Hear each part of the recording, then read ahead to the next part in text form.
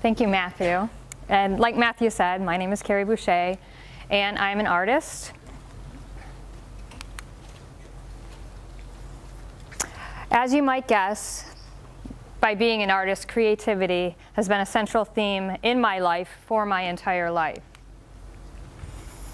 My work involves collecting a lot of tiny, unrelated objects and putting them together in a way that I hope looks as if they were always meant to be together. Mine is a very intricate and labor-intensive process, and sometimes when people look at my work, they ask me how it was possible. So I guess through my work, I've kind of accidentally stumbled upon a way of making seemingly impossible things a reality. Today, I'm going to tell you about how my creativity led me to start the most impossible project of my life. But first, I want to talk to you about your creativity and about the rules. Because it's through creativity that you can make seemingly impossible things a reality, but only if you know which rules to break. I believe that each of us is born with a creative spirit. It's the voice of our hearts, the voice of our souls that speaks only to us. And I believe it is what makes us each uniquely who we are. When we are young, we believe that anything is possible because we're listening to that inner creativity, and we haven't yet begun to learn the rules. The older we get, the more that belief that anything is possible begins to erode because we start to learn the rules. Some of the rules are really direct, and they come from life experience. For example, when you're on a swing, you have to keep pumping your legs or you'll stop moving. Or when you're on a two-wheel bike, you have to keep moving or you'll fall. Other rules come to us from people, like parents, good friends, and good teachers. And those are good rules to listen to, because they help us to get along in society. They teach us things like how to stay safe, how to be courteous, and how to be a good friend. Then there are those rules that can be good but aren't always. They come to us from everywhere. People in school, social media, magazines, TV, movies, games, you name it. And those rules communicate things to us like what we should look like and what we should wear, what and who we should like and not like, and what society expects of us. And sometimes following some of those rules can make us less us. And sometimes those rules start to limit our creativity. It happens in tiny, almost imperceivable ways in the beginning. For example, you take a creative risk and do something a little bit different, and somebody tells you you did it the wrong way.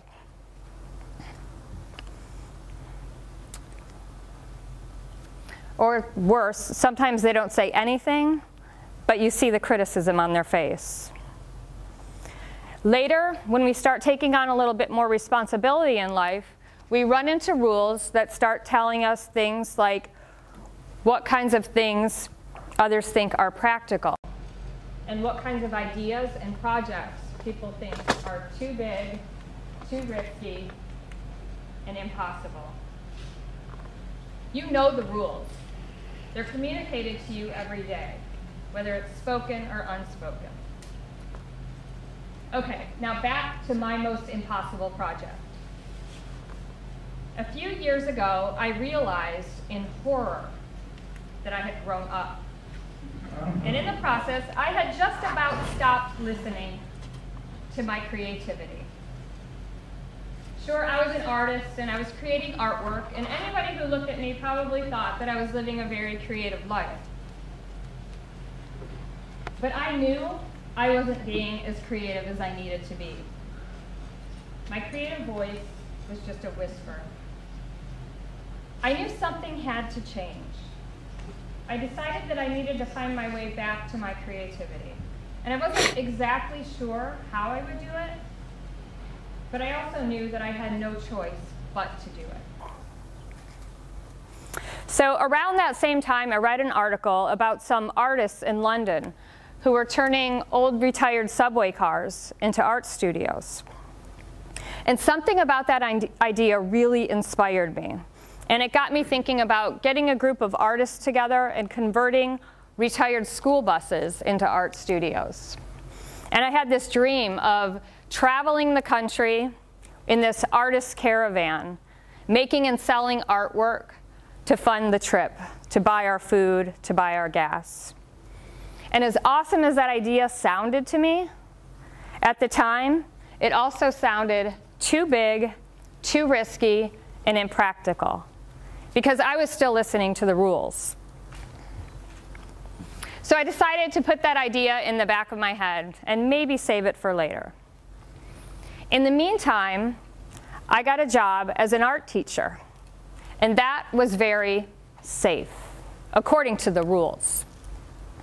I loved teaching.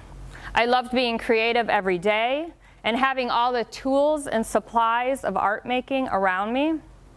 I had so much fun with my students, and I found that the only time that they really didn't want to listen to me was at the end of art period when I told them it was time to clean up. They always wanted more art, and I always wished that I could give it to them. So there were a lot of things about being an art teacher that I really loved. But I didn't love the meetings. And I didn't love the fact that so many students were pulled out of art class because the administration thought that they could use a little more practice for FCAT. And that students were pulled out of art to go to gifted.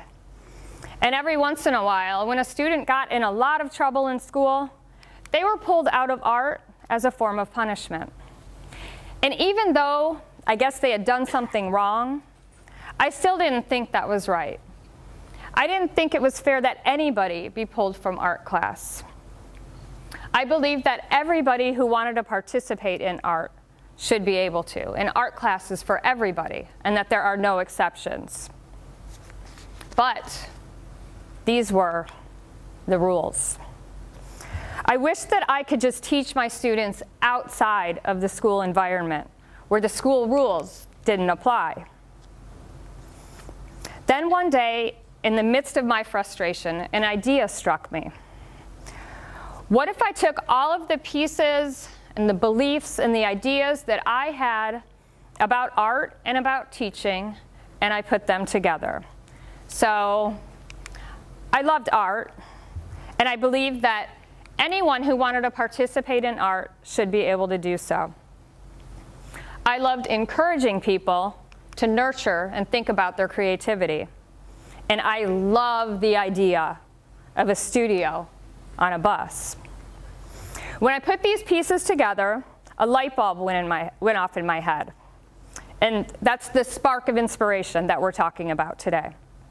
I finally understood. That mobile studio that I had dreamed of was never supposed to be just my studio. It was supposed to be a studio for anyone and everyone who wanted to participate in visual creativity. It was supposed to be a public studio that could go neighborhood to neighborhood and bring art to anyone who couldn't or wouldn't participate in art otherwise. I was inspired. I really wanted this to happen. Right away, I started a task list in my head.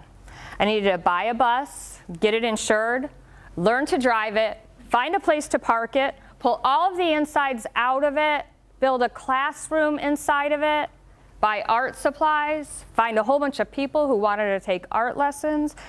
And then I thought, holy cow, this is getting really overwhelming. So almost as soon as I got the idea, I dismissed it. Because I was listening to my inner critic telling me the rules. The inner critic convinced me that this idea was impossible. And if not impossible, very impractical. I didn't have much money to buy a bus, I had never driven a bus. I had never done a big conversion project before. And this list of I have nevers was going on, and that was it. The bus project was off the table. It wasn't going to happen. I put it to rest because I was following the it's too big, too risky, impossible rules. But something about it wouldn't leave me alone. I kept thinking about it. And soon I recognized what that was. It was my inner creativity. It kept calling to me. It was inspired, and it was determined to make this bus thing happen. And the more I thought about it, the more I knew that if I trusted my creativity, everything would be okay. It might not turn out exactly the way I planned, but I knew it would be okay to start following this path. So that's what I did. But just because I decided to follow the path didn't mean that instantly all of those obstacles disappeared. I still had an impossible project on my hands. The only difference was, now, despite knowing that it was impossible, I was going to do it anyway, which, according to the rules, makes me a little crazy. So, I wasn't ready to tell anybody about it yet. I wanted to really think it through before I started telling anybody. Because, well, if according to the rules I was going to be crazy, then I at least wanted the least little chance to also be successful. So I began making a plan, first in my head, and then on paper. I lived and breathed this project 24/7, and I so believed in it. Within a couple of weeks, I just couldn't keep it to myself anymore. And I decided to start telling a few really close friends to see what they had to say, to get a little feedback on my idea. And a funny thing happened when I started sharing my ideas. They didn't laugh at me, and they didn't tell me I was crazy. They actually got excited, really, really excited. And they said, yes, we need this, and you have to do this. And what surprised me the most was next, so many of them asked, what can I do to help? I didn't expect the help. The help was the wild card that has made this impossible project possible. Originally, when I was thinking about the project, I was imagining doing the entire thing myself. And I was right that if I had been doing the entire thing myself, it would have been impossible. But the more people I told, the more it became clear that this project was a lot bigger than just me, and that the community would come together and help make this thing happen because they believed in it just as much as I did. And that is an incredible thing. Let me tell you, it is an unbelievable and humbling and beautiful thing to trust your creativity enough to act upon it, even if it means breaking the rules, and then to have an entire community come together and help you achieve your vision. I decided to call it the Neighborhood-Oriented Mobile Art and Design Studio, or simply NOMADStudio. The word kept spreading and offers of help kept coming in. And then a truly amazing thing happened. A few of the most generous people I've ever come across in my life donated the most unique bus to the program, a former Arlington Transit bus. And in that moment, what was just an idea became a reality. And so many people have been beyond generous with their time, with their efforts, with their energies, and with their hearts. spending hot summer hours on the bus, working away to make it what we all know it can and will be. And help continues to pour in.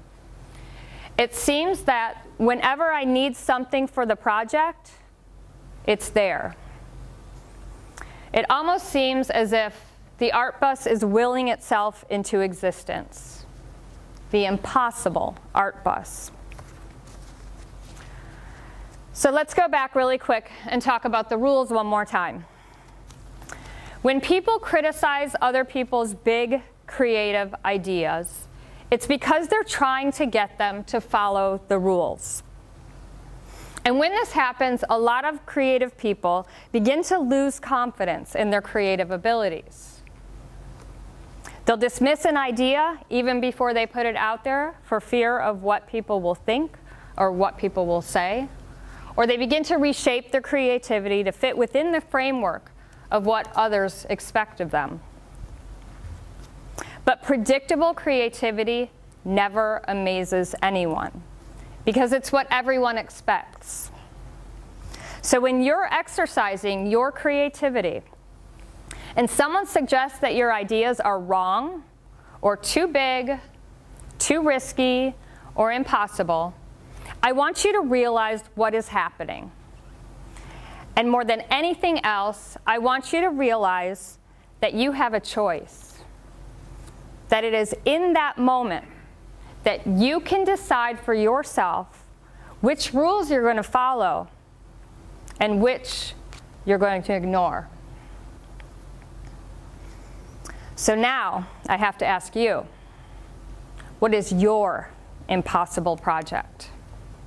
Thank you.